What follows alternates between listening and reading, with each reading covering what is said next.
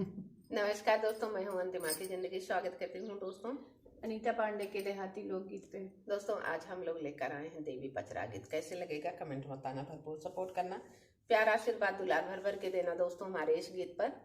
ये हम लोग गा रहे हैं मतलब चैत के नवरात्रि स्पेशल गीत।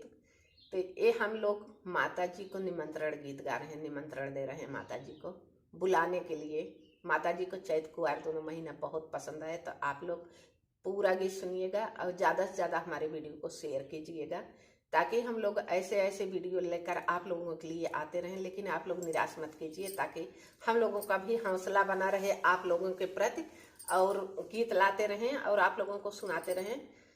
आप लोग प्यार दुलार आशीर्वाद देंगे तभी हौसला बनेगा। धन्यवाद।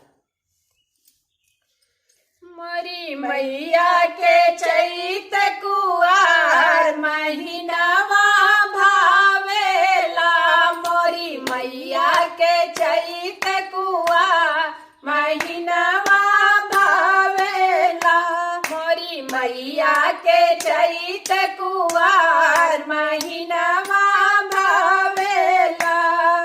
मैया के देश में मलिया बहुत है, मैया के देश में मलिया बहुत है, मलिया बहुत है, मलिया बहुत है। गहिरा में फुलवा के हार महीनावा भावेला, अरे फुलवा चढ़ावई हजार महीनावा भावेला, मोरी मैया के चैत कुआर महीनावा भावेला, मोरी मैया के चैत कुआर महीनावा भावेला।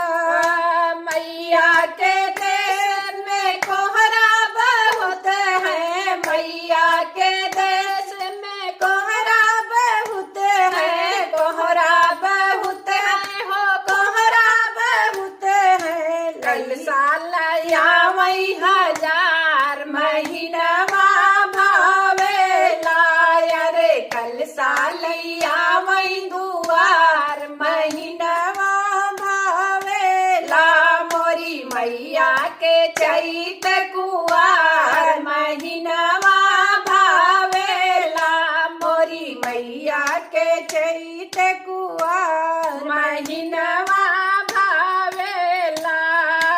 मैया के देश में जजवा बहुत है, मैया के देश में जजवा बहुत है। चुनरी लगावे चटकोर महीनावा भावेला, अरे चुनरी ओढ़ावे चटकोर महीनावा भावेला, मोरी मैया के चैत कुआर महीनावा भावेला, मोरी मैया के चैत कुआर महीनावा भावेला।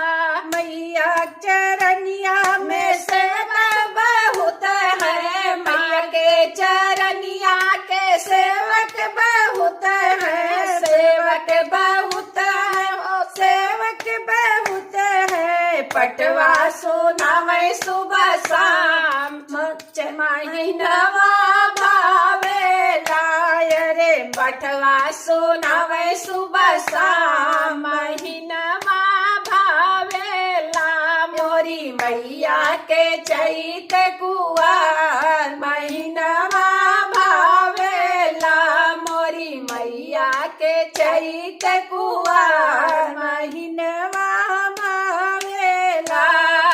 मोरी मैया के पंडा पुजारी बहुत है, मोरी मैया के पंडा पुजारी बहुत है। भोगवा लगावे सुबह शाम महीनावा भावेला, अरे भोगवा लगावे सुबह शाम महीनावा भावेला, मोरी मैया के चैत कुआर महीनावा भावेला, मोरी मैया के चैत कुआर महीनावा भावेला। वही बिन